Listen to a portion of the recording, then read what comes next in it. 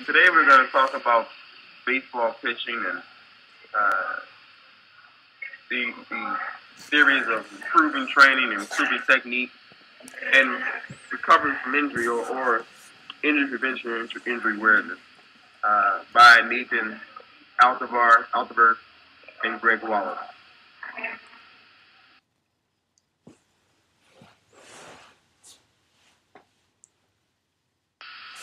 The pitching mechanics consists of 5 phases of pitching and the proper angles of the body positioning during the pitching motion. In pitching, there are 2 starting positions, the stretch and the windup. We will first look at the mechanics of the windup. However, in both the stretch and windup, there are 5 phases. 1, the windup or the rocker step. 2, the load phase. 3, the stride phase. 4, the landing phase. And 5, the follow through. So let us take time out to break down each phase.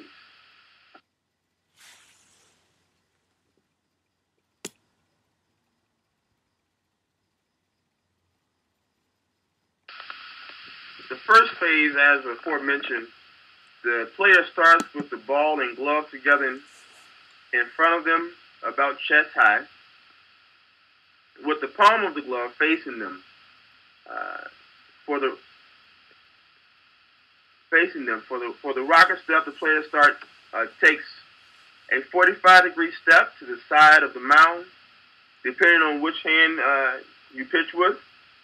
If you are left-handed, you will stand on the right side of the mound and step with your right leg.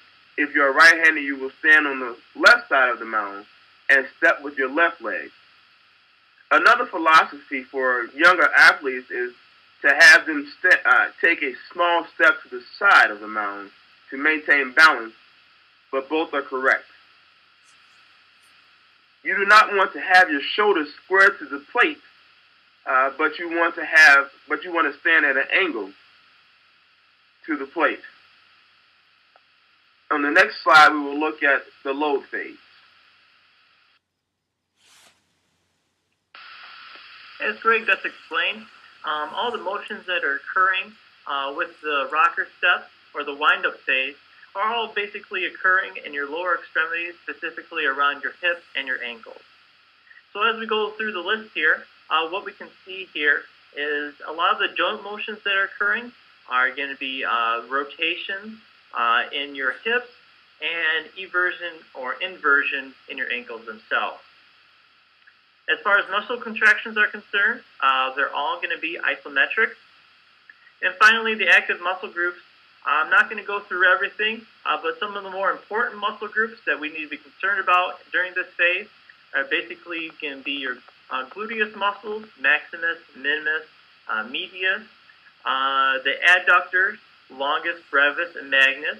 Now, these are all around your hip, obviously. And as we come down to the ankle, we obviously have our extensor groups, some of our flexor groups, which is located in the left ankle, and finally your tibialis anterior as well. The load phase starts after the player has done the rocker step. Then the pitcher pivots the foot that is still in contact with the mound. Then brings the rocker leg, previously mentioned, forward, raising the knee of the rocker leg up, which causes the shoulders to turn, aligning the lead shoulder in such a way that it should be pointing towards the catcher or plate. So for the load phase, we're still focusing on the lower extremities for all of our joint motion. What sets this phase apart from the rocker phase is the actual joint motions that are occurring. Now in this phase, we have flexion that's occurring in the hips and in the knees themselves. So as far as the muscle contractions that are occurring, we can see that it's mostly concentric muscle contractions except in the right ankle, which we thought that was more isometric contraction since there really was no change in there. As far as the active muscle groups are concerned, it's mostly the same as in the last phase, except we're getting a few more muscles involved here. Notably, in the hips, we have the iliopsoas, tensor fascia lata, and sartorius being activated. Within the knee now, we have a number of the knee muscles that are being activated, including sartorius, gracilis, the popliteus muscles, and now we can see those hamstrings being activated as well. Finally, in the ankles, much of the same muscles are being used, those extensors or flexors, and also we have a soleus, gastrocnemius being activated as well.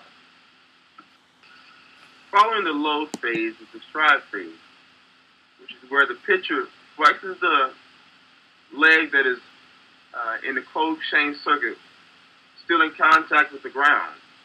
Then abducts or abducts the leg with the raised knee and strides out, making sure to horizontally abduct the foot to point the lead foot in the direction of the plate. At the same time, the upper body of the pitching arm is separating from the glove, and both are abducted away from the body. The arms beginning to cock behind the head as the foot strides out.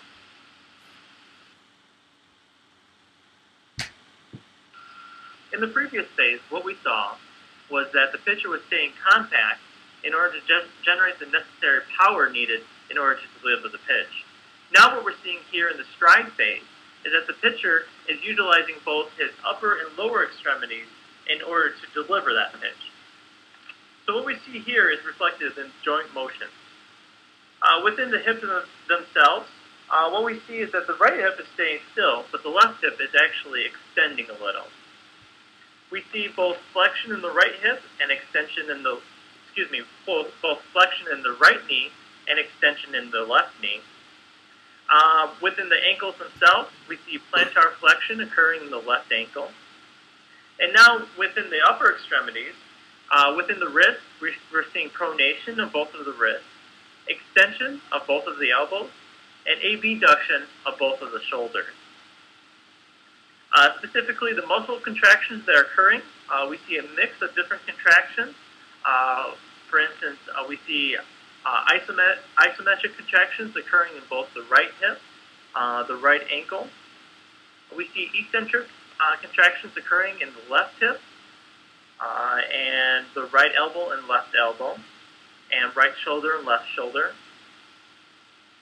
And finally, the active muscle groups that are being in the lower extremities, it's going to be a lot of the same muscles that have been activated from the previous phase.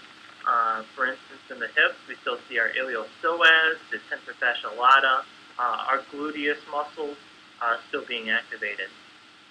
The knees, once again, we see sartorius, gracilis, and the hamstrings. In the ankles, we still see our extensor muscle groups, our peroneus, so on and so forth. Now, within the upper extremities, what we see in the wrists are that the pronator quadratus and pronator teres are being activated. In our elbows, we see the triceps and the aconeus muscles being activated. And finally, in our shoulders, we see various muscles being activated, including the deltoid, supraspinatus, infraspinatus, the teres minor, and the scapular muscle groups as well.